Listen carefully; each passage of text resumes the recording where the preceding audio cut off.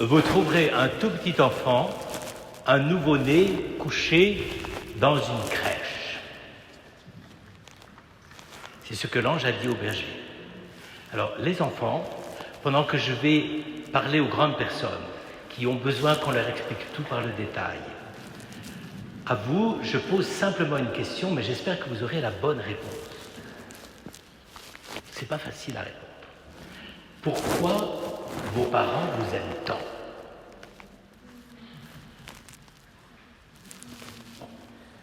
Je vous laisse réfléchir. Hein. Vous avez 5 minutes pour réfléchir. J'y reviens. Hein.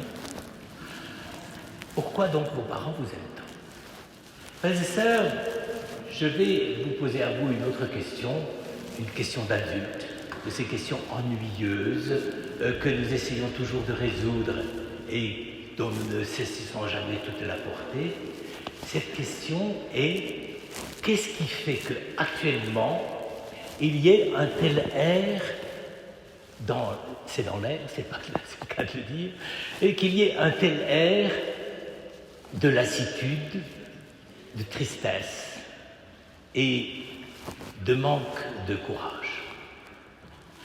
Il ne faut pas nous faire d'illusions, nous les adultes aujourd'hui, nous considérons que nous avons une vie extrêmement difficile et qu'on n'avait vraiment pas besoin en plus du Covid, on n'avait pas besoin en plus de toutes ces contraintes, d'une menace écologique sur la Terre, sur la planète. On n'avait pas besoin de tous ces conflits, de toutes ces analyses de plus en plus différentes et de plus en plus compliquées sur la situation internationale. Bref, on a l'impression que plus on essaye de parler, d'analyser, de comprendre, ce qui est quand même une des grandes capacités de l'intelligence, en espérant qu'on en a, et c'est quand même le fait que tout ça nous pèse. Quand on est des grandes personnes, la vie est toujours un peu pesante. Et puis se rajoutent à ça tous les soucis, les grands-parents, ils sont malades, il faut s'en occuper, ils n'ont plus le moral, il faut leur remonter le moral. Et puis dans le travail, les relations ne sont pas très faciles, il faut savoir si effectivement on fait du télétravail ou pas. Bref, en fait, c'est très curieux, nous avions pendant un certain temps une sorte, j'allais dire, d'idéologie un peu naïve et pas très raffinée, qui était l'idéologie du progrès. On pensait qu'en inventant la machine à vapeur, en inventant l'électricité, en inventant les diverses manifestations de domination de l'énergie, on pensait que ça irait mieux. Et puis évidemment, quand on a commencé à découvrir toutes les vertus de l'informatique, on s'est dit « mais là ça va, tout est réglé ».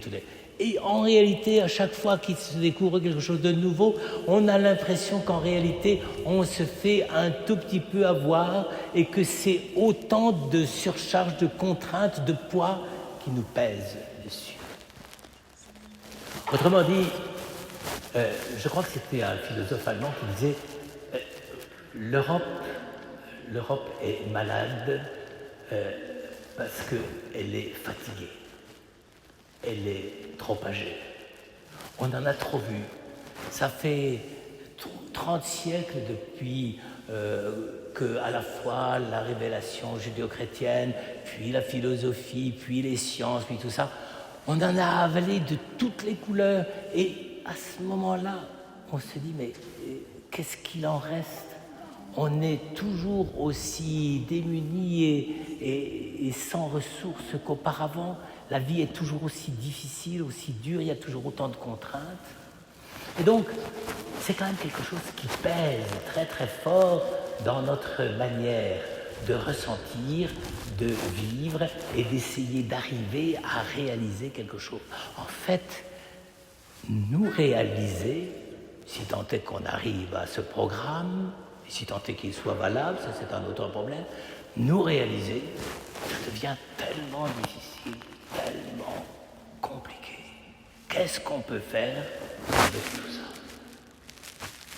Autrement dit, ce qui nous manque, c'est une certaine foi en l'avenir. Et cette foi en l'avenir, je sais ce que vous allez me dire tout de suite, oui, on a vu au XXe siècle toutes les idéologies et tous les grands mouvements prétendument intellectuels et pour mobiliser les foules et dire voilà, il y a un avenir pour la Russie, pour l'Allemagne, pour la Chine. Et quel avenir? Autrement dit, notre grand problème, c'est le problème de l'avenir, mais je ne dirais pas simplement de la maîtrise de l'avenir. Ça, j'allais dire, on peut essayer de s'y colter, on verra bien ce que ça donnera. Mais c'est surtout, on ne sait pas par quel bout prendre l'avenir. Alors, c'est là que je voudrais reposer la question aux enfants. Vous, les enfants, pourquoi est-ce que vous croyez que vos parents vous aiment tant? Allez, dis-moi, parle très fort. Non? T'as pas d'idée? T'as quand même des idées, non? Alors, vous, là. Personne ne comprend pourquoi vos parents vous aiment tant? Comment? Ça, c'est déjà pas mal. C'est parce que vous êtes leur enfant. Ça, c'est déjà bien, tu nous mets sur la piste. C'est quand même déjà... bon, ça veut dire que c'est des bons parents, hein, quand même. Ils savent reconnaître que vous êtes leurs enfants, donc ils vous aiment. Bon, ça, ouais, d'accord, mais est-ce qu'il y a une raison pour laquelle... Oui. Ah oui. Ah, parce qu'on est en famille. Ça, c'est vrai, on n'est pas toujours en famille, mais quand même, on est en famille. Et j'allais dire, quand vous êtes en famille, vous prenez de la place. Hein, ça, vous ne vous gênez pas. Hein. Et toi? Comment?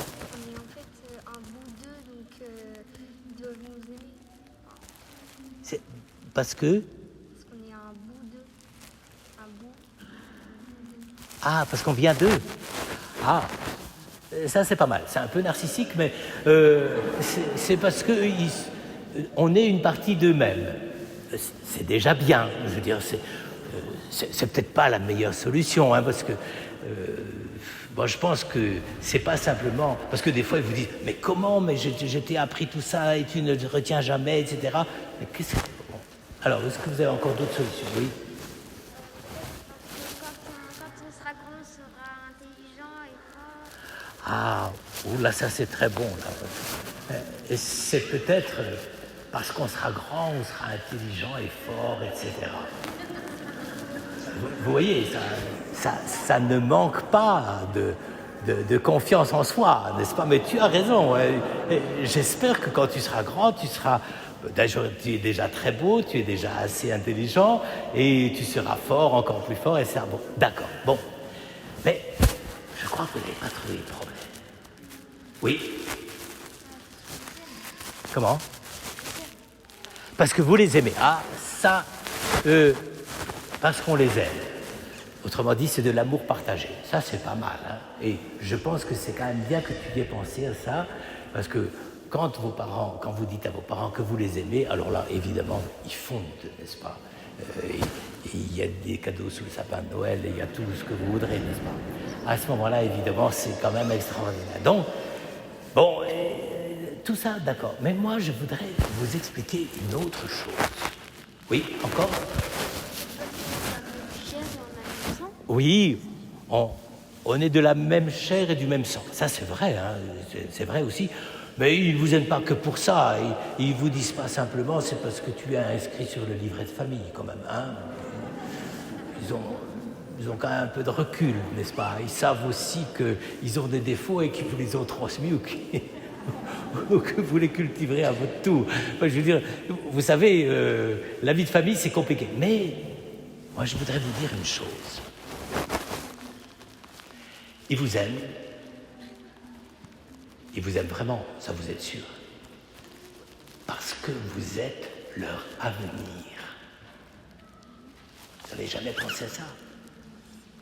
C'est parce que quand ils vous voient, ils disent voilà, j'ai donné la naissance à Damien, à Julie, à Elvire, à etc., à Agathe et tout. Oui, j'ai donné la vie à ces enfants-là parce qu'ils sont mon avenir. Pas simplement pour payer les impôts des dettes que l'État a faites depuis quelques années. Non, ça non, quand même. On espère que là, on va vous épargner. Mais c'est parce qu'ils vous aiment, parce qu'ils voient en vous de l'avenir. Et ça, c'est extraordinaire.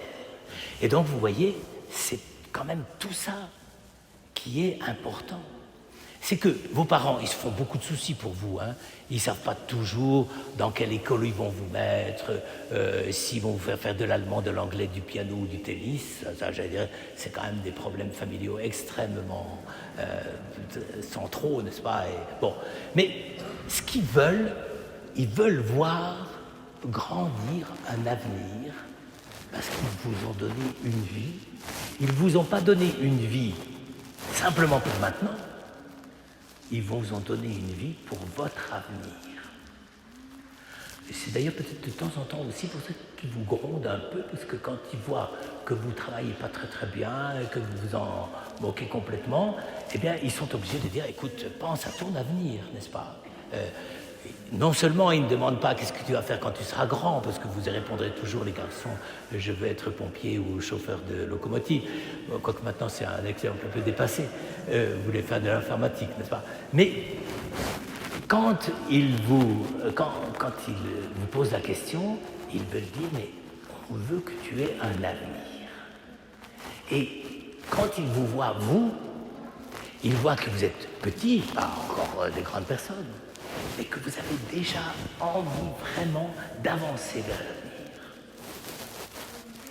Eh bien, vous voyez, c'est pour ça que nous sommes heureux d'être accueillis dans une famille. Nos parents nous donnent ou nous ont donné la vie parce qu'ils veulent que nous soyons et que nous ayons un avenir. Un avenir qui nous projette au-delà de nous-mêmes, qui est plus grand que nous et qui nous conduit au-delà de tout ce qu'on sait faire. Et ça, on a envie de le faire grandir, de le déployer et de le partager. Alors, c'est ça qui est, à mon avis, la clé de Noël. Pourquoi? Parce que quand Jésus est venu, quand il est né, il était grand comment?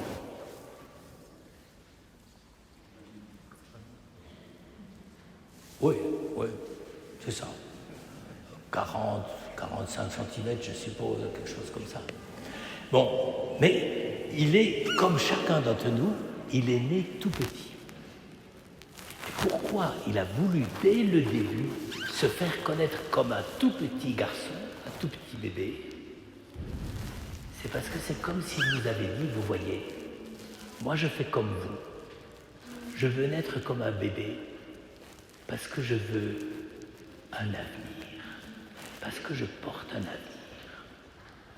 Et les chrétiens, c'est ceux qui sont capables de regarder l'enfant Jésus dans la crèche de Bethléem et qui se disent, tiens, cet enfant-là, il est aussi comme nos enfants. Il nous dit qu'il y a un avenir. Alors vous comprenez pourquoi c'est très important pour vous d'être en famille. C'est non seulement parce que vos parents assument toutes les responsabilités avec une conscience extraordinaire, bon, ça c'est bien, mais c'est parce que vous êtes dans la famille ceux qui disent, voilà, il y a un avenir. Regardez-moi dans les yeux, papa et maman, dans mes yeux, il y a quoi? Il y a le désir de vivre, de grandir et d'avoir un avenir. Et Jésus, au fond, il s'est dit, c'est la même chose. Si je veux venir parmi les hommes, si je suis le Fils de Dieu, si je veux partager la vie avec eux, qu'est-ce qu'il faut qu'ils voient?